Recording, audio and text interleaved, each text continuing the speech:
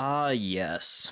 3 years ago, almost 4 years ago now, a little YouTube channel by the name of Jay's Two Cents did a YouTube video on a very, very beautiful card, the RX 5700 XT from Power Color. Now, this is the liquid cooled version that is, by all means, the most insane card you can get for the 5700 XT.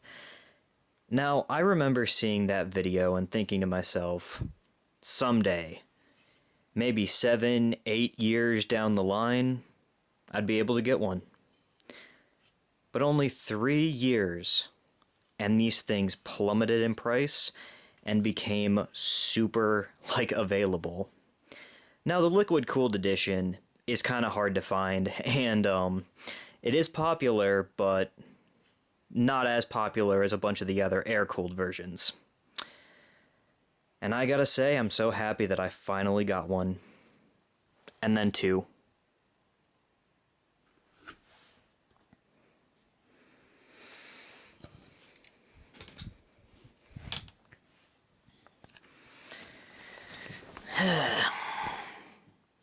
Hello guys, actually. Alrighty guys, welcome back to another little video, and yeah, I have no self-control. So, for today, we are going to be doing quite a video, and yes, I know, my bed is a mess, my room is a mess, it's always a mess, that is my life. But today we are going to be doing a rebuild and upgrade for Goji. And as you guys can see, I am running 32 gigs of DDR4 3200 that I've actually got clocked at 2666 CL14, which is actually a pretty decent overclock for this RAM. But I'll go into the RAM story a little bit later. I have a Corsair CX9 water block that I had to make my own custom mounting hardware for because the holes on the motherboard are actually completely stripped, and I had discovered it because I thought that I had the wrong screws originally for mounting to this socket, but no, this is an LGA 2011 socket, the same as all the X79 motherboards and other X99 motherboards that I've had. So there is no reason that this one should not have been able to take the standard mounting hardware. But, of course, me being me, I literally just fabricated my own mounting hardware with some M3 bolts, some springs for load balancing, or for pressure balancing, and then some M3 large thumb nuts that I can just put over the top of it, and it holds it down quite securely. Now, these are just for testing purposes, because I wanted to test it to make sure it worked, and we are good to go. And, yeah, the big upgrade. Now, I'm gonna be totally honest here. When I got my first card, I was really kind of sad that it didn't come with any of the retail packaging, and the retail packaging experience is, in my opinion, really important. That's why I keep all of my boxes for so many things, because I love them. And, the MSI Lightning card was one of my favorite things that I've ever unboxed, and it literally has stuck with me because I enjoyed the unboxing experience so much. And, well, this thing is no different. It's got the EK die pack. The last owner of this card, I believe, used red in his system, so we've still got some good red left. I do have more red, by the way. We've got a full container of yellow. We're gonna need that. And a nice container of blue, which looks like it needs to be shooken up. But yeah, got a full die pack. By the way, I was really tempted to buy one of these by itself, but I didn't.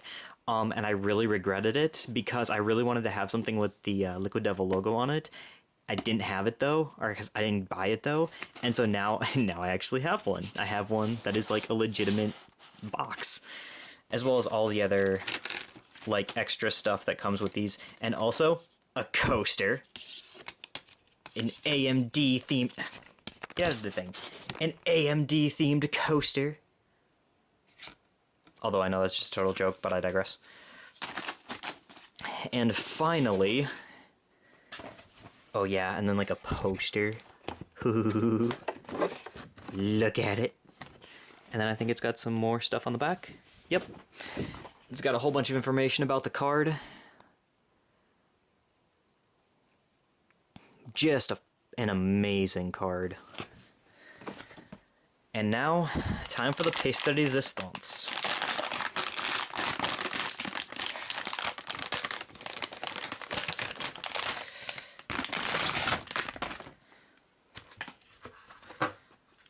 Now, the eagle-eyed among you might notice that there is something kind of off about this card. And yes, the last owner of this card pulled off the aluminum shrouds to unscrew the thing and to completely clean the card, which he actually did a very, very good job of. But, as you guys can tell, this is a little bit less visually pleasing than that. Well, I'm going to fix this, or I'm going to, do my fix for it, which I'm sure most of you probably already figured out. Stickers. And so, yes, this card is going to become slightly sticker bombed. I'm going to go over, essentially I'm going to do what the black portions would be, but I'm going to do them obviously just in the stickers, and then I'm going to use a straight razor and cut out all of the parts that were originally like not covered. I thought about making a little ABS plastic piece to go right here and then to like hot glue it down. I still might, I haven't quite decided yet because it really wouldn't be hard to do a very small straight piece of ABS plastic that I actually have sitting right next to my bed right now. But I already tested the card, it does work, and I already went through and did a little unboxing for myself. So I'm actually going to get this thing slightly sticker bombed up, and we are going to be running two 5700 XT Liquid Devils. I still cannot believe that I have one of these cards, let alone two. And I'm going to go into and explain why I got this a little bit down the line. But I just wanted you guys to know that when I had talked about not having enough PCIe lanes on the 5820K was specifically because this was my end goal. This was my whole end idea and what I really wanted to do. I know it might seem dumb because, well, SLI and Crossfire are completely dead, right? Well, what AMD has developed is an implicit multi-GPU system that actually will allow you to run two different cards in Crossfire if you wanted to. Now, the thing is it's at an API level, meaning that there is no base software support for it. But AMD has essentially initialized it, or not initialized it, but implemented it in a way where it is a usable technology. But again, I will go into the reasons of why I actually got the second card, and I will be going through all the other upgrades that I'm going to be making to Goji in the process, just like that new water block. Because, like, I got a new power supply as well, specifically because I knew my old one was not going to be able to handle two 5700s. So, yeah, I'm going to get sticker bombing, and I will be right back. So I'm just getting this thing finished and all buttoned up. Look at how clean this PCB is. Like, this thing has probably not been tortured nearly as much as mine. I'm actually really surprised. Like, again, just look at the amount of sweat that came off of the thermal pads on the back. That is such a small amount compared to what I'm normally seeing on these kind of, like, extreme overclocking cards. But that just means that this bad boy is primed and ready for what I'm going to put him through. Okay, well, I just discovered something that makes me kind of sad. You see that? That blue thermal paste is KPX. That means the last guy who owned this card, the same guy who cleaned it, was an absolute bro and put KPX on it. And I kind of feel bad because I just wrecked the KPX. I mean, I'm gonna use some Noctua NTH2, and I was planning on doing KPX down the line when I actually got some. But it's like, this guy went and did that, and I just wrecked it, and I kind of feel bad, and I am sorry. But that is really cool that this guy went above and beyond just to put on KPX. Well, thank you, and I'm sorry about that one. But yeah, as you guys can see, this thing is it's so clean. Yeah, the thermal pads are really badly cracked up, so I might end up replacing all those in the near future. But overall, the PCB looks really, really good. I'm going to get this old thermal paste cleaned up, and then I'm going to put on some fresh, brand new NTH2, because it's not the greatest in the world, but it certainly will do good enough for my needs. Alright, you guys tell me what you think, but I think that is really sick.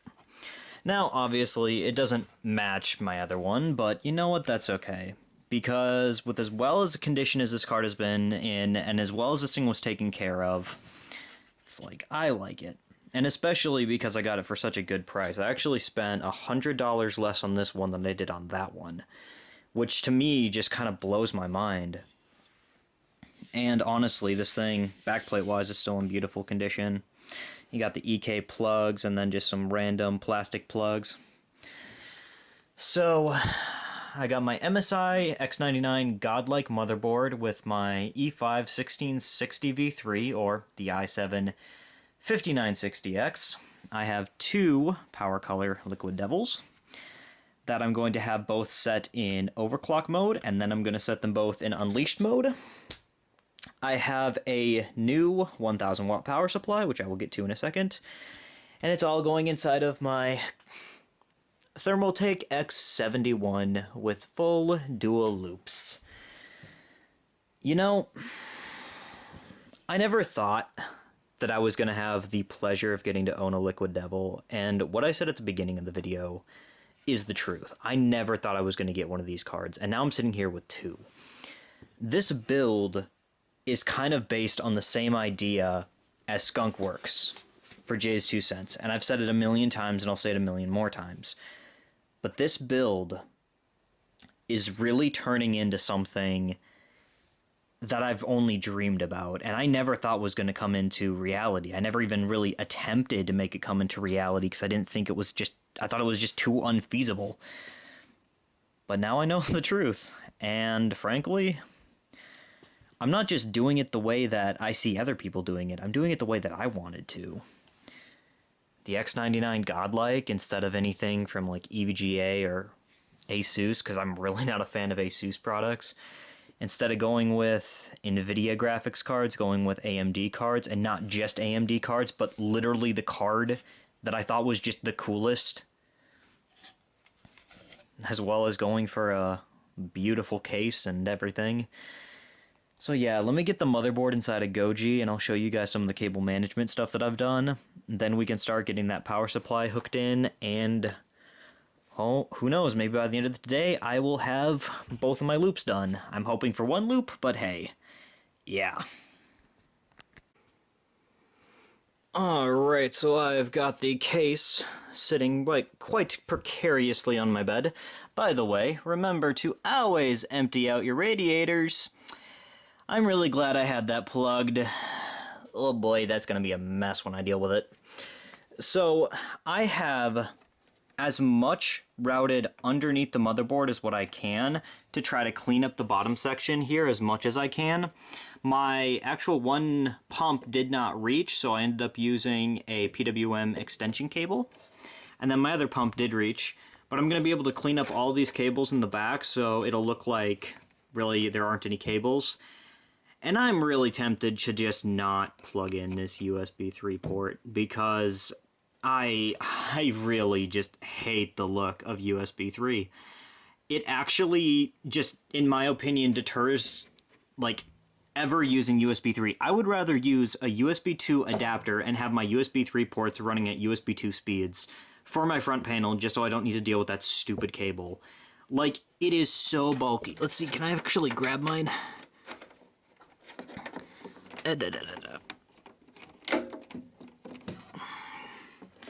Like, seriously, look at how bulky this thing is. And I do have an adapter on it, so it'll just do a straight 90, like, right here. The only problem is it... Just look at it. It is so noticeable. And without it, the cable sticks out to, like, right here. Because it's just such a stiff cable. It's like, I actually just want to use a USB 2 adapter and just run it off that, or just, like, not have USB 3 front panel at all. Because it's like, it just does not matter to me. This case is so big that I don't actually plug anything in up there, so I don't know why I'm even, like, thinking about it. But yeah, we've got front panel completely connected. Got the 2 water pumps. Front panel USB 2, and front panel audio, which also does not technically work, because I have the audio powering that big boy. What is it, RJ45 or whatever it is, for the big old audio jack. But yeah, so as you guys can see, Goji is now starting to come back together. And the way that I'm going to have to mount the graphics cards is, number 1 is going to have to be in the top slot, because that is the first slot that is wired for 16X. And then the second slot that is wired for 16X is actually this one. This one is 8X, this one is also 8X, this one is 16X, this one is 4X. So it's going to have to be these 2 slots right here that I mount the graphics cards in, and I really don't have much of a choice if I want to run dual 16X cards. And because that's what I'm going to do, I'm going to have to adjust these around a little bit. But yeah, Goji's coming back together. And also, I'm running this up top here instead of running it in this one, so it actually just kind of makes a straight line instead of making a cross over the RAM, which I'm hoping is going to make it look a little bit cleaner, but overall really doesn't matter. But yeah, let's get to installing some massively beefy cards. Okay, so here is the new power supply unit. Now, this is a Maingear power supply unit. It is an 80 plus platinum 1000 watt power supply. Oh, by the way, before I forget to mention, why does anybody do this? Like, this is the retail box, and someone just put this in the mail and slapped a sticker on it. It was held together by, like, 3 pieces of tape. This is the definition of how not to ship something in the mail. Now, you see that Liquid Devil box? It's in perfect condition, because it was sent in this box. Now, I've been using this box just for stuff for a while, but seriously, you put the retail box into another box, and that's how you ship it. The guy who sent the Liquid Devil did a wonderful job. The guy who sent my power supply did a crap job. I digress. Okay, sorry to go off on that tangent. But this is the power supply, and also I did test it. It did survive. This is the Ignition 1000 watt power supply, and this is from Maingear. Now, you might be sitting there wondering, why would I buy a power supply from a company like Maingear? Maingear is an SI, it's a system integrator. They essentially build custom computers. But Maingear recently has been trying to break into the power supply space. Now, Maingear is just the person packaging it and putting their own case on it. The internals are FSP, which is the same company that makes EVGA power supplies. So this is an FSP unit, and anybody who knows power supplies knows that FSP is actually a pretty good brand. Which is why I actually bought this thing, because 80 plus platinum 1000 watt FSP unit that just happens to be sold by Maingear. And this is what I'm upgrading from. This is my Rosewell 850 Gold. This is a capstone power supply. I have not had any issues with this thing. Through the multiple years that I have owned it, this thing has been a tried, tested, and true performer. And again, I've never had any problems with it. The only thing is I don't think it's going to handle 2 Liquid Devils. And so that's why I went and I upgraded to this. Again, this probably wasn't necessary, but at the end of the day, a computer like this, it's no longer good enough to have something that's good enough. It's like, I need this thing to actually be able to take the punishment that I want to dish out. And so, yeah, I went and I got a really nice power supply. But as we can see, Goji has both graphics cards in now, and unfortunately my cable extensions don't quite make it. Ugh. But you know what, that's okay. The cable extensions are essentially a stopgap measure until I get a full set of custom sleeved cables, which is another reason why I went for main gear, because Cable Mod actually makes power supply cables for main gear. And so, yeah. But by the way, I just love these new mounts and these new pump tops, because I went from, let me grab it. I went from this pump top, which I admit is not a terrible design, but it is just so darn ugly, because, like, it just extended the bottom of the pump way lower, and it just didn't fill it out. And then for my actual reservoir mounts, these are what I was using before. Whoops! These are what I was using before, and this came with the, what are they, Cape Corp Complex Pro 25 LT. They came with the Elphicool reservoirs. And again, these things aren't terrible and you can paint them black, but they're too big and bulky. So the reservoirs actually stood out from the back a little bit, so they were kind of at an angle, but now they are almost completely dead straight up and down, which has been super, super nice. And so just to quickly go over the layout of what this thing is going to look like once I actually start putting tubes in. The front 520 or 560 is going to be out of that reservoir, which actually connects up here. I know you guys can't see it very well. So it's going to come out, go up, up, down, down, and then it's going to go up into there, which is where the inlet of this radiator is going to be. Then it goes right out of the radiator, back into the reservoir. And then for my second loop, I want it to go out, up, over, in, and then out, over, up, and go into the top where I'm going to have my 360, my Fat Boy 360, and then it's going to run along the back and go right back into the top of the reservoir. So that's kind of the tentative plan at this point. I'm not really rushing this because I don't want to make any mistakes, honestly. I'm just taking my time and doing things the way I see it and doing things the way I see right. Again, I mean, this PC really is just kind of the embodiment of what I always wanted to have for my channel. I wanted to have something that was just going to be this freakishly insane centerpiece. And now I'm sitting here with an X99 rig with 2 graphics cards that are unjustifiably overpowered for my needs, and yes, I'm still using my 900p and 1280 by 1024p monitor, and I'm running that. Like, each of these cards could be used in a 1440p system. Heck, I mean, for even the kind of games that I play, you could use one of these graphics cards for 4K. But I'm running 900p. Good Lord, someone save me, because this is ridiculous. But yeah, guys, I'm going to continue plugging away. I've got another set of these orange cables coming, so I'm not going to have it, or I'm not going to have my second set right now, obviously. So I am using a second pin, or a second extension for the extra 4-pin on the CPU. And then I'm also just going to use standard cables for this for this graphics card. So yeah, let's just continue to keep getting this bad boy all set up. And again, if you guys can see down there, you can see just how much cleaner that is than compared to what it used to be. I still need to do all the cable management in the back, but that's coming. So yeah, let's get to work. Alright, so I've been working on this thing since probably about 11 this morning, and it's already, I think, 6.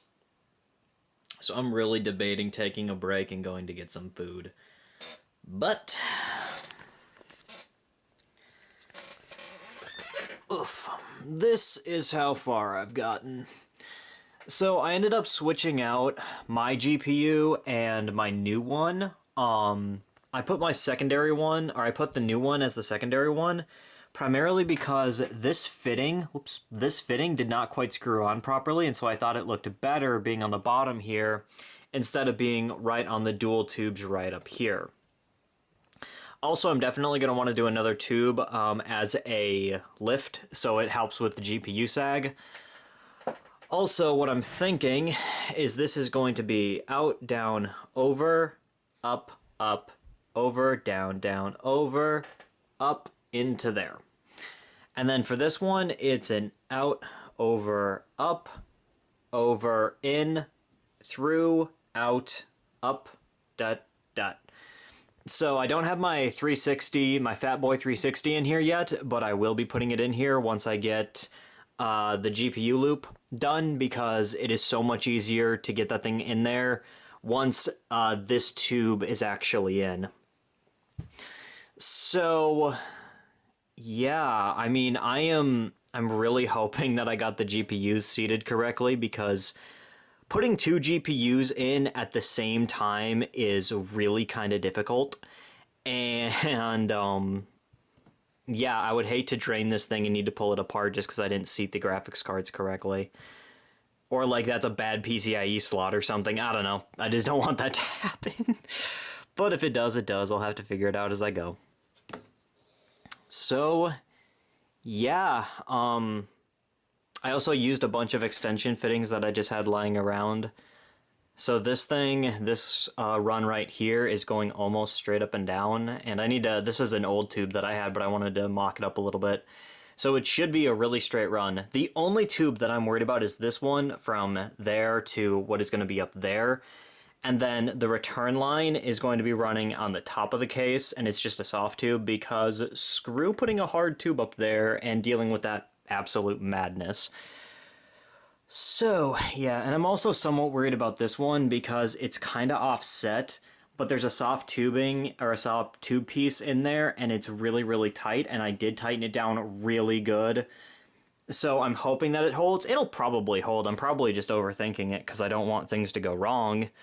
But, you know, when it comes to water cooling and PC water cooling, you're bound to run into problems, and it's like, you just gotta deal with them. But yeah, this thing is going to look pretty sick when it gets done. Although now I kind of feel dumb now that I am running two GPUs. Like, I really should be fully utilizing the bottom compartment. And right now I have two hard drives and the area to put a third hard drive. But it's like, if I were just to move the power supply up into the main chamber, I could have two more 360s down at the bottom here. And I, in theory, could literally run two 360s plus my 560 for just the GPU loop, which should, in theory, be absolutely insanely overkill for cooling, but honestly, I kind of feel like that wouldn't be a half-bad option. I don't know. I guess we'll have to see how this thing runs and see how it is when it's fully complete.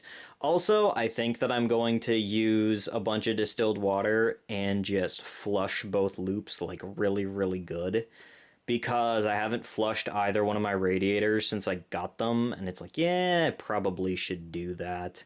And once I have the, like all the tubing set up, it'll be pretty easy to siphon out the water and just keep flushing it over the next couple hours. But I need to get this done, and I'm just kind of running low on steam. I need to go get like a drink or something. Something like coffee so I can get a little bit of boost to get me a kick in the butt and get my butt in gear.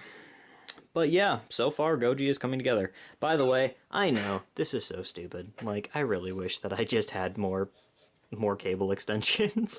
They're in the mail. They're coming. They are going to be here on Friday, hopefully. So, yeah, alright. Alright guys, so it has been a couple of weeks now since I actually started this project. As you can see, I have my second set of orange cables in, and they are looking pretty decent, except for the fact that the little black parts stick all the way up there, but you know, hey, beggars can't be choosers. Again, these orange cables are only a stopgap measure until I get my own custom cables made.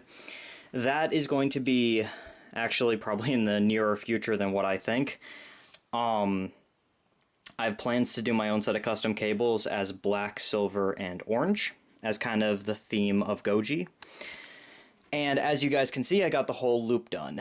So the GPU loop, also I just have distilled water in here. I will be switching it out for actual coolant in not too long. But for the GPU loop, we've got the reservoir here. It comes out, over, up, up, through both GPUs, down, down, over, all the way over, and then up. Then up here it goes into the radiator, and then from the radiator it goes right back into the top of the res. And then for the CPU loop, I'm actually really proud of this one. Comes out, over, up, over, and then it's kind of got like this whole biker handlebar look kind of a thing that is so parallel, or it's completely parallel, and it looks super good. And then it goes in and out, and then up into the radiator, and then it runs from a soft tube in the back all the way to the top of that guy. So, yeah. This system is really starting to look good. Frankly, I am just blown away by what I was able to build here. Honestly, I know I've probably said this a few times already, but I never dreamed of having a system this grandiose because I never thought that it was an obtainable thing for me. I was always the guy running budget PC tech and always just dealing with whatever I could get my hands on.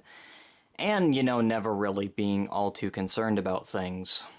But then, when I really started to have the desire to build something big and grandiose, I thought to myself, yeah, pipeline dream maybe. But then I ended up running into the motherboard, and then I ran into the graphics card, the first one, and then I ran into the second one for just an unbelievably good deal. And now I've got a full dual loop setup with just a gorgeous case. Like, I love the X71. This case, in my opinion, really does kind of compete with something like the SMA8 or the WP100 because it has the same style, but it is so much cheaper and, frankly, smaller. Like, yeah, you can fit a 360 in the bottom instead of something like a 420 or a 480, but it still gives you more than enough ample room for cooling. Like, you can fit a 560 in the front of this thing. Yeah, technically, I've only got 3 out of the 4 fans on my 560, but it still supplies more than ample cooling for both of my graphics cards. And I know what some of you are probably thinking. Cross, why are you running 2 graphics cards when, in reality, Crossfire and SLI are completely dead?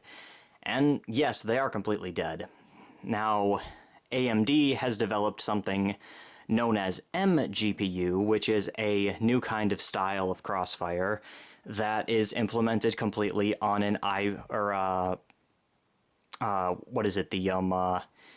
like the game level, the API level. And so developers, if they want to, they can develop their games with mGPU in mind, and they can implement it via the API level for either Vulkan or DirectX 12.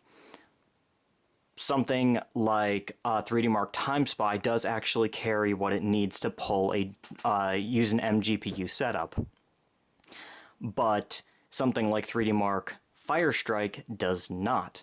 So while I can get dual GPUs to work on TimeSpy, I cannot do it on 3D Mark. Now, I know there's probably a way to do it, I just haven't figured it out yet. And, you know, hey, that's something I can mess around with. But, again, the whole point of running 2 GPUs was never actually to run it in Crossfire or SLI, because I discovered that running 2 graphics cards means that I can run 2 simultaneous tasks using graphics cards essentially as, you know, the rendering engines. Now you might think, well, if you're just going to do that, why not get one more powerful graphics card? But the thing is, again, that's not really what I wanted to do for my system. Now, I had never really expected this to come to fruition so fast, but I want to show you guys exactly what I have been using this system for. Now, I've actually been using this system for a couple of weeks now, because I recorded that first section a couple weeks ago, and then I had a lot of life stuff happen with me, and I'm just now getting back to the actual video. So let me just tell you, this thing is an absolute monster, and I will show you what it is capable of. Also, I'm going to run 3D Mark Time Spy so you guys can see just how ridiculous of a score this thing can get. But yeah, it is truly a fantastic beast. And honestly, like, I do have a few things that I want to change. Like, I've got a few black fittings in there, and I really do want to change out, like, the drain ports to be black fittings. I also want to switch out the pumps, because I think I'm going to go DDCs. Because I prefer DDCs over D5s, personally, but that is just my take. But yeah, this is the absolute monster that is Goji. Honestly, a lot of times I'll just lay in bed and look at this thing and just, like, think about it. Just, like, how did I manage this? Yeah, alright, well, let me actually start running some benchmarks for you so you guys can actually see what this system is capable of. Just look at her. Ain't she a beauty? Also, there's one more thing that I forgot to mention, and I actually remembered it when I booted into the BIOS. But, yeah. This right here is my E5 1660 V3. Now, I pulled this chip out of my computer because it's dying. So, I had my 1660 V3 running at 4.2 gigahertz originally at 1.3 volts, which, frankly, was an absolute garbage tier overclock. And then I didn't have the bus frequency, or the ring bus frequency adjusted at all, because it literally could not. And then, actually just 2 weeks ago, I was running benchmarks in games, and then the system just shut off. And then I rebooted it, and then I started getting a lot of blue screening, and then I dropped the overclock on the CPU down to 4 gigahertz instead of the 4.2, and then all of the issues went away. And it was at that point that I actually ordered a 3-pack of E5 1650 V3s for $15 for all 3 CPUs. I was gonna do a video with it, testing to see if any of them were gonna be golden sample overclockers. The first one that I tested will hit 4.7 gigahertz all-core at 1.32 volts. Yeah, so, that video idea was like, you know what, I'm just gonna use the best one, because it was obviously the first one that I picked.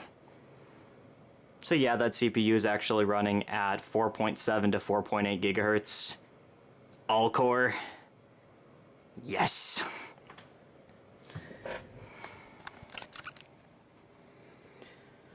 Okay, now that we are in Windows, you guys can actually see why I'm using what I'm using and why I think it's beneficial to have these 2 graphics cards actually running not in multi-GPU mode, but in dedicated GPU mode for both of them.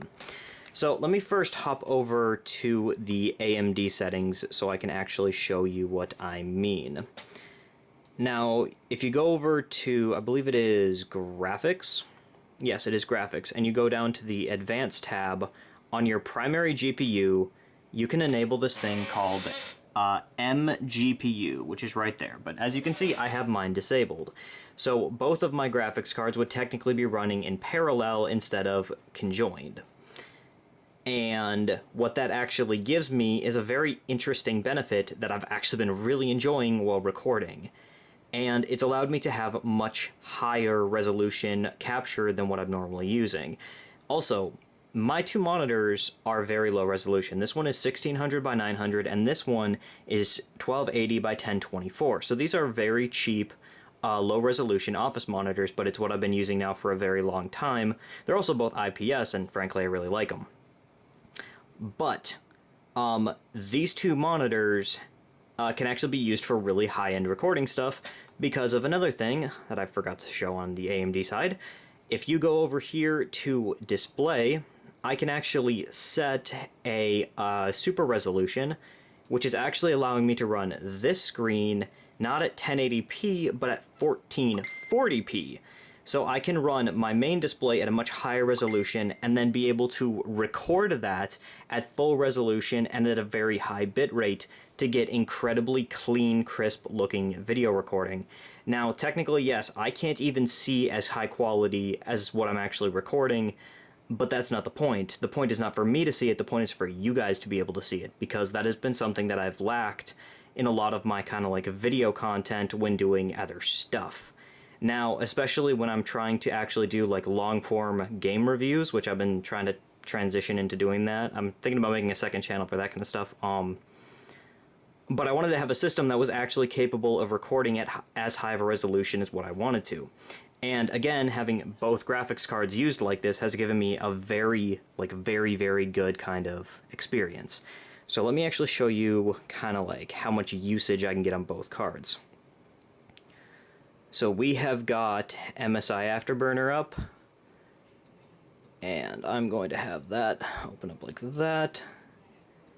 And now let me load up some Grim Dawn.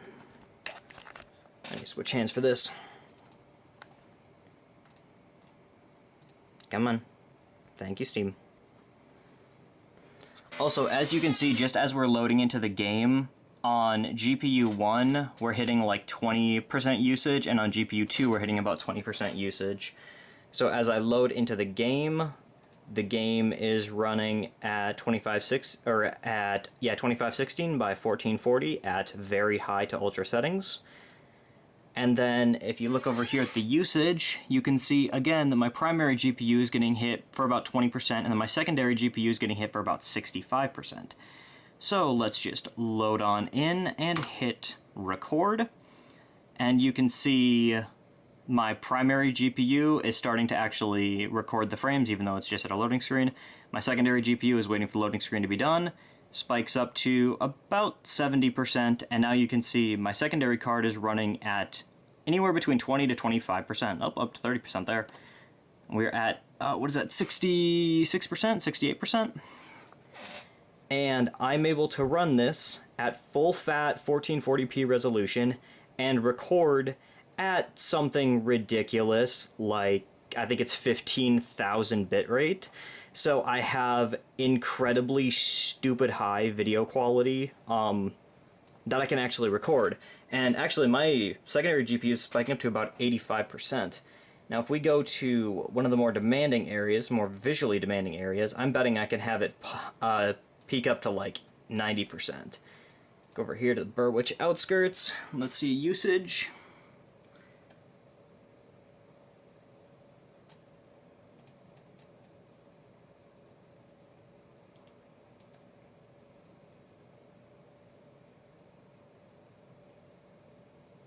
Nah, I guess it's not gonna spike up any higher than what it was.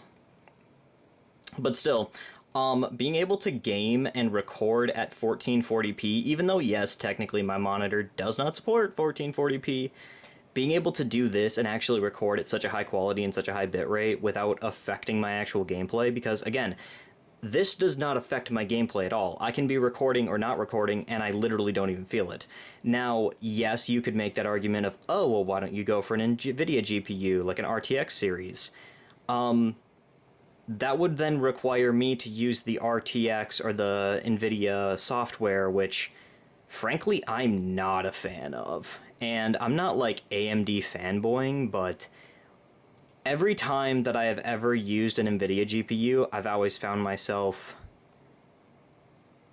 I kind of feel myself, like, wanting to go back to the AMD GPUs just because I prefer their software, I prefer their drivers.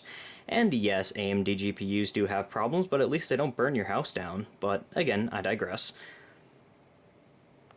But as you guys can see, running it in parallel mode, and this is just Grim Dawn here, this is not a super high-intensive game, it is able to really utilize my full system. And if anything, I feel like getting a RAM upgrade might be more beneficial than anything else. And for CPU-wise, again, I am running just absolutely pegged at like 4.6 to 4.7, and then peaks up to 4.8 gigahertz. Like, this CPU is an absolute monster. This whole system is an absolute monster. So, yeah. I guess I should probably run a 3D Mark Time Spy benchmark for you guys, though, so you guys can actually see what it looks like when it runs in multi-GPU. You know, if I don't get absolutely murdered here. Okay, so I've got 3D Mark Time Spy set up. I do have the multi-GPU actually going through only my main card, because when you turn on multi-GPU, you can't actually have monitors plugged into your secondary card. You can only do it on primary. So we got 3D Mark Time Spy here. I'm going to load up MSI Afterburner. We're going to max out power limit and max out core and give the memory just a wee bit of a boost. And that should really give us a quite fantastic score. Now, I want you guys to be able to actually see the FPS of this thing when it starts up, because the first time I saw this, I genuinely was just blown away. Now, of course, this is what actually having Crossfire could do for these cards, if Crossfire was ever actually fully re-implemented. And there's always a possibility that it could be.